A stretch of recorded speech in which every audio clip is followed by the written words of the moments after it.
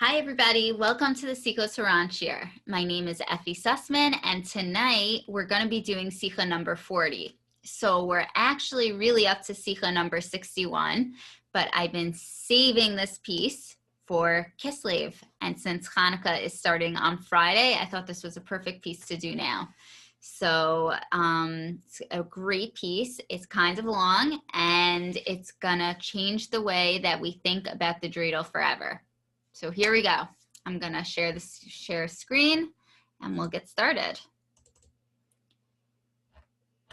Okay, 40 over here. We've often discussed the prohibition against having anything at all to do with philosophical works. This even includes philosophical works of the great rabbis. Even these are not permitted, as discussed in many places in our sacred literature. Such things are not the portion of Jacob, of Yaakov, and this is in Yirmiyah, and we have nothing at all to do with them. We believe that God created and sustains the world and will restore it in the future. For this, we do not need philosophy. So, Rebbe Nachman's warning us against philosophy, and we've seen in a bunch of places Rebbe Nachman is very against it, and he really believed that he wanted his Hasidim to be extremely simple. And he writes it perfectly in one of the lines over here, where he says, we believe that God created and sustains the world and will restore it in the future. For this, we do not need philosophy. Meaning, all a person needs to know is that Hashem is the creator. He's still involved in the world, and he's going to bring it to its tikkun, to its rectification. That's it. All the other knowledge of how things work is unimportant, and it takes away from our personal purpose in this world. So interesting to note also that the Greeks, they tried, part of their tactics were to pour over philosophy onto the world, to pour over the Greek philosophy. They wanted everybody to think like them. So right away, Rebbe Nachman's, connecting this piece to the Yevanim, to the ancient Greeks. Okay. Most books on religious philosophy ask questions that appear very difficult while providing very weak answers. If one probes deeper, he can refute the answer and render it completely useless. Therefore, we may not study these works at all. In truth, all their questions themselves are nothing. They are more vanity and striving after wind. It appears that many people are drawn to philosophy yet have no interest in such fascinating Kabbalistic works as the Zohar and the writings of the Ari. People seek wisdom yet ignore these sacred works filled with ideas that are sweeter than honey and enlighten the eyes. The truth is that these people cannot endure such holy things because of their inherently base nature. While they have free choice to overcome this nature, the fact that it is inborn makes it bitterly difficult. Fortunate is the person born in holiness. So Rebbe Nachman tells us that a lot of these books on philosophy ask questions, but they have very weak answers. The answers they don't suffice to the question. And Rebbe Nachman tells us that anything that we need, whatever intellectual pursuits we're looking for or spiritual pursuits we're looking for, it's all in the Torah. It's either in, Torah Shebektav, Torah Shebal Peh, or Torah Shenistar, which he says here in Kohel, in the Zohar or in Kitvei Ari. Like, we don't need to look elsewhere. We don't need to look outside of Torah to fulfill our desires. A favorite subject of the philosophers is the order of creation. They may ask why a star is worthy of being a star or a constellation, while other things are considered to a lower realm. Or they may ask why the animals are not giving man's faculties. Why not the other way around? Or they may ask why the head is what it is and not a foot. Questions like these are discussed at length in such books, but it is all vanity and striving after wind. For God is just and righteous, and one cannot question his reasons. So Rebbe Nachman goes on to say how philosophers love to discuss why something was created one way and not another way, why a star is a star, why a head is not a foot. But we know that we can't question God and we can't figure him out. We won't get it. And to think that we might, it's kind of silly. sometimes we see the way something works and we can appreciate the wisdom or the beauty in it, but we can't get it. We don't have the depth to understand the makings of the world. We'll have a glimpse into something, but we won't see the vastness of it. We won't understand every aspect of it. You know, for example, I've been looking into these angler fish recently, and it's basically this fish that lives in the deep blue sea, and you know, it's obviously pitch black in the deep sea, and it has this lantern or flashlight coming out of its head, and it uses it to bait fish to come to it so it could eat it. I'm sure it uses it to see also. And it's, I mean, like, you see something like that and you see Hashem's brilliance, or even just a spider and its web, I mean, or a bird and its nest. I mean, the brilliance that goes into nature, everybody could love and appreciate, but it's just a glimpse. It's just a small little shot in this huge picture. So, you know, again, like, we could appreciate Hashem's creations, but we don't get it. We don't get him. So moving on. So now he's going to connect it to the Dreidel. No, the world is a rotating wheel. It is like a dreidel where everything goes in cycles. Man becomes angel, and angel becomes man. Head becomes foot, and foot becomes head. Everything goes in cycles, revolving and alternating. All things interchange, one from another and one to another, elevating the low and lowering the high.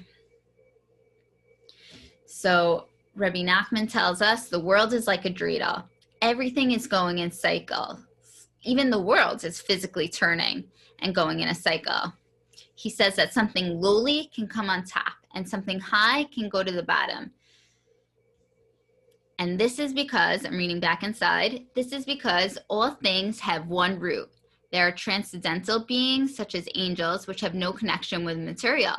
There is the celestial world, which has some connection with materiality. Finally, there is this lower world, which is completely material.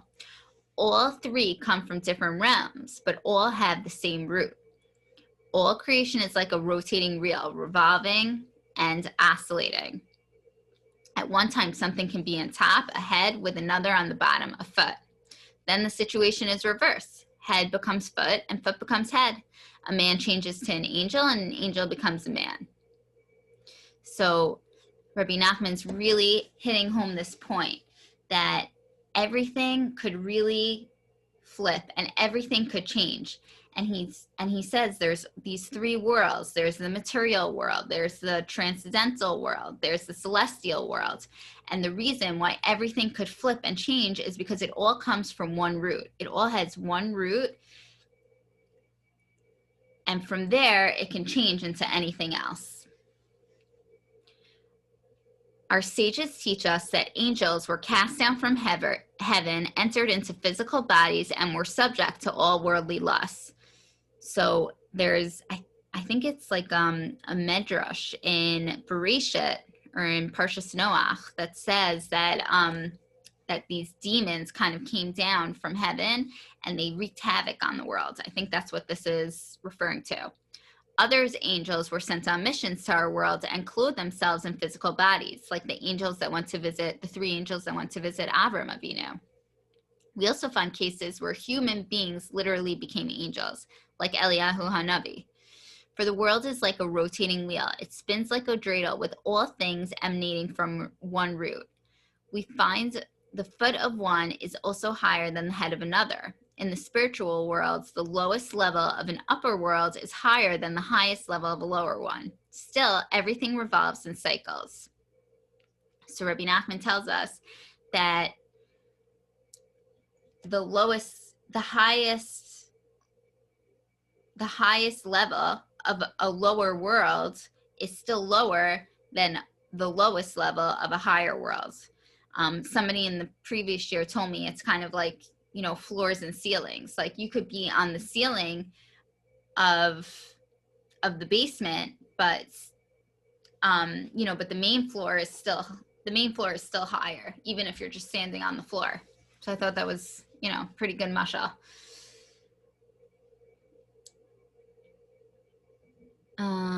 Okay. But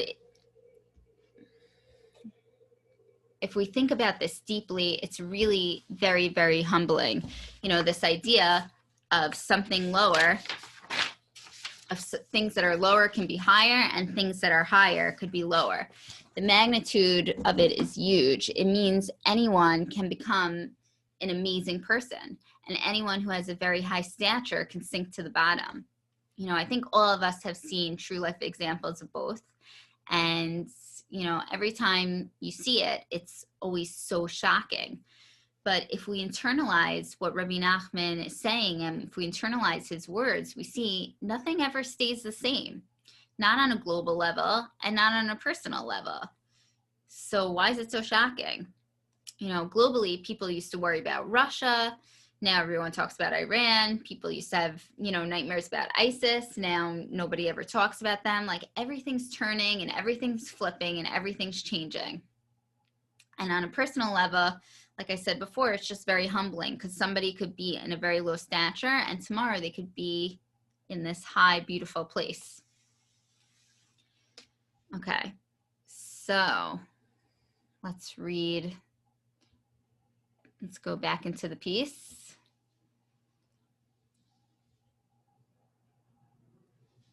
Okay. This is why we play with a dreidel on Hanukkah. And I'm just going to read the footnote 59. Hanukkah celebrates the defeat of the Greeks, the embodiment of Greek philosophy. So he's going to discuss that. Hanukkah is an aspect of the Holy Temple. The primary concept of the temple is the revolving wheel. So Hanukkah has this feature of the Beis HaMikdash. And again, it's this concept of the superior below and the inferior above, which is a total flip. We actually learned in detail last week about the Beis HaMikdash above, the Beis HaMikdash above, the one in Shemayim, and how it was a parallel for the Beis HaMikdash below. So this is kind of going to reference that a little bit also.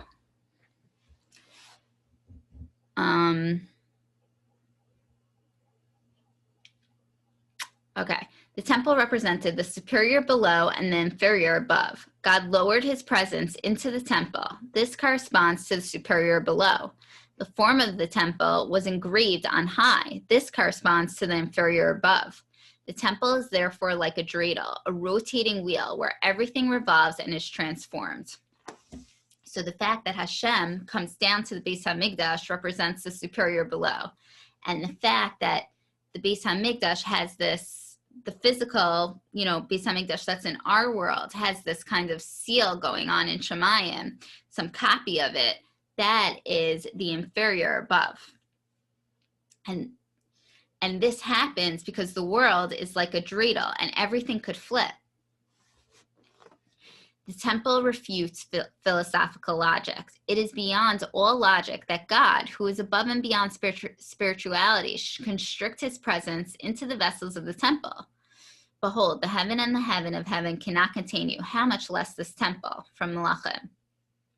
But God brought his presence into the temple, defying philosophical logic. So, that alone is just amazing.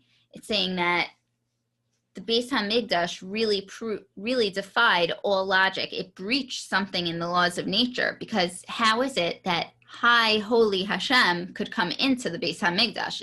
It's mind-boggling. But Hashem did it anyways. He brought his presence into the Beis HaMikdash. Philosophy also, I added that also, philosophy cannot explain how a mortal man can have any influence on high. It cannot explain how a mere animal can be sacrificed and rise as a sweet savor, giving pleasure to God, because he spoke and his will was done. They say that this pleasure is the fulfillment of his will, but how can we even apply the concept of will to God? So also mind-boggling is how can we have this relationship with something so high and holy? But Hashem, again, he changed the laws of nature, of philosophical logic, and we're able to have this relationship with him. And Rebbe Nachman gives a further example of just giving like korbanos. Like, why does Hashem care about korbanos? But somehow we see that, he enjoys it. He gets some type of nachas from it. And Rebbe Nachman saying even to apply like the concept of will to Hashem is mind-boggling. However, God, by placing his presence in the temple and accepting the animal as a sweet savor, contradicts philosophical logic, as illustrated by the Dreidel, the rotating wheel. It is part of the superior below and the inferior above. Okay. Reading on, we're on where it says, page 142, where it says 27 Tevet. Between potentiality and actuality stands the power of the Hili, I think is how you pronounce it. Before anything comes into being, it exists in potential. Coming from potentiality to actuality, it must first pass through the intermediate stages of Hili. Thus, all reality emerges from the Hili. The Hili is the starting point of all creation. The three categories of creation, transcendental, celestial, material, all come from this common root. So there's something out there called Hili, and it basically is some type of matter, and it changes everything. It changes anything that exists into something physical or material. It transforms it into something, as it says here, between, it's like something is potential and then it goes through the Hili and then it's actual. Like I keep on envisioning like the kind of like the Star Wars scene of like, everything's black and then this like green blob and like, the spaceship going through it and like goes into like another realm. So he's saying, even Rebbe Nachman saying, even the worlds, the transcendental world, the celestial world, the material world, they're all coming from this common root, from this Hili. They all had to go through it in order to exist. As they interchange, they all revolve around this root. The letters on the dreidel are Hey, Nun, Gimel, Shin. Hey is Hiule, the Hili. Nun is Nivda, the transcendental. Gimel is Galgal, the celestial. Shin is Shafal, the material. The letters of the dreidel thus encompass all the categories of creation which turn in cycles, alternating and revolving, one thing becoming another. So this is just so cool. So basically, Rebbe Nachman saying that all the type of worlds are on the dreidel. And, again, he's just bringing down this point of us spinning the dreidel and everything's flipping and everything's changing. And if we connect it to the paragraph we read earlier, it's really all so that way we can have this concept of Beis HaMikdash and the inferior above and the superior below, and just have this way of connecting to Hashem. Okay, 28 Teves. Hanukkah means dedication. That is the dedication of the temple, the superior below and the inferior above. This wheel that revolves is the dreidel. This is also the concept of redemption, whose essential feature is the temple, the superior below and the inferior above. When the Jews crossed the Red Sea, after their redemption from Egypt, they sang, "You brought them and planted them on the mount of your inheritance, the temple, my Lord, which your hands established," from Shemos. Redemption was for the sake of the temple, the revolving wheel in which the superior is below and the inferior above. It shows that all things have one root. This is the meaning of the letters of the dreidel, Gimel, Shin, Nun, and Hey. These are the first letters of the words, Ga'alta Sheva Nachlech Techa Har Tzion. You redeem the tribe of your inheritance, Mount Zion. So Rebbe Nachman saying here that also the letters of the dreidel also correspond to Geula. This relates to, you brought them and planted them on the mount of your inheritance. It is the aspect of the temple symbolizing the revolving wheel, which is the main concept of redemption. So the Beis HaMikdash is also this, the Beis HaMikdash corresponds to Geula, because obviously that's what we're going to have when we have the Geula. And it's all corresponding to this dreidel, to this flipping, to this switching. So Rebbe Nachman saying that this is discussed further in a Likutei Moharan piece. It's the second Likutei Moharan, Torah 7. I'm just gonna skip this paragraph here, and we're just gonna go to, after all this, we can return to our original discussion. We have no need of philosophy, which is anyway strongly forbidden. We must have faith in God that he created, sustains, and will eventually renew all worlds. So again, Judaism 101, Hashem created, Hashem sustains, and he'll eventually renew all worlds. So I just think that this piece is so powerful, and this idea of how Hashem, of how this inferior above and superior below, and we have this way of connecting to Hashem, how Hashem, like, he broke nature, like the Dreidel, it just flips and oscillates and revolves and everything changes. Just also humbling.